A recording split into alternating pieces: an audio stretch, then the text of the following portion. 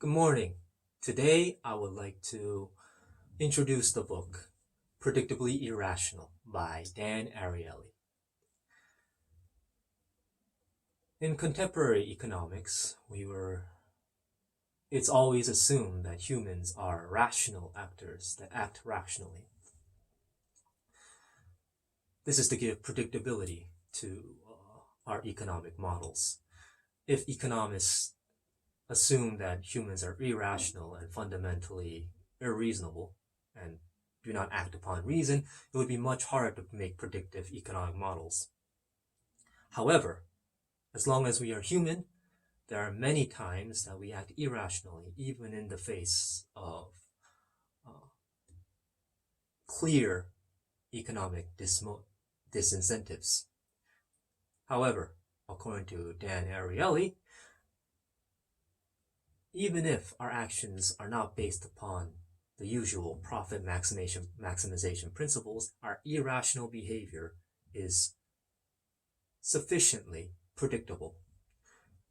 Through his book, Predictably Irrational, we look deeper into our irrational behavior and the principles behind it.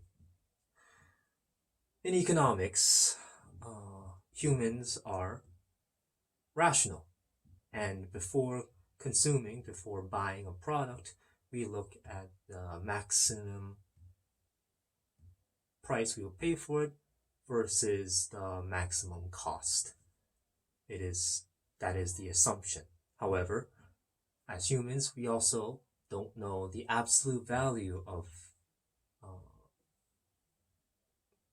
all things actually. So more often than not, we use comparative analysis. We compare something with another thing, a similar thing, to gain insight into its price.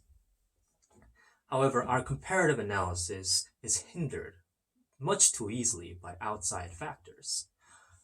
Take, for example, a company that provides product A and product B. Product A is much cheaper, but is much more limited, while product B is much more expensive and provides a wide variety of benefits. Now, whether you choose A or B is up to the individual, and it might be 50-50, it might be 60-30, who knows. However, what if the company provided a new product, product C, which is the exact same price as product B, so very expensive, but it has much less incentives, much less benefits than product B. In that case, if you're a rational actor, you would never choose C over B because B is the same product but has more benefits. But even though A and B remains unchanged, the customers as a whole find product B much more, well, appetizing. In this way, by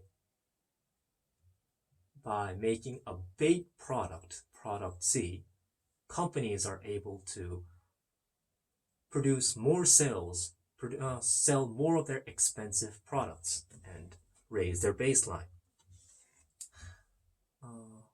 As another example, let's consider the saying, there is nothing more expensive than free. According to Dan Ariely, we actually do feel too much, actually, a kind of leaning toward for free products, enough to lose our rational decision-making behavior. Let's consider the previous example of the A and B products. Even if they're exactly the same, but if you add free coupons to product B, customers will overwhelmingly want product B over product A. This is because free is simply too hard to encompass within our profit loss analysis. Once it is free and there's no risk of a downside, no risk of making a bad purchase, we put way too much weight onto a free product. This is also why if you go to a restaurant that provides free drinks, you end up spending more. Okay, the money that would have gone to a drink, you buy something else, usually something more expensive than the drink. Lastly, for our cases of irrational behavior, we cannot give up our options. Whenever we are faced with the prospect of giving up an opportunity, giving up an option, we feel psychological pain. And we always like to keep our options open. Well, this is very understandable. Sometimes this leads to being paralysis and being unable to make a choice. For example, consider the Chinese general Huang Wu, who, in the midst of a war, burned his boats and threw away all his food supplies. The soldiers were understandably distressed. After all, their general had just gotten rid of their most vital rations and their valuable assets. The ships could have been used to go home after a prospective defeat. Their food was simply the only way they could have sieged the castle. However, once the soldiers realized that there was no hope of surrender and no hope of escape, like a cornered rat, they had no choice but to launch an all-out attack on the enemy lines and eventually won the war. This is an ironic and somewhat counterintuitive case that we have to give up our choices, give up our opportunities to maximize our profit. There are many more examples of irrational behavior in this book, and that doesn't come up in this video.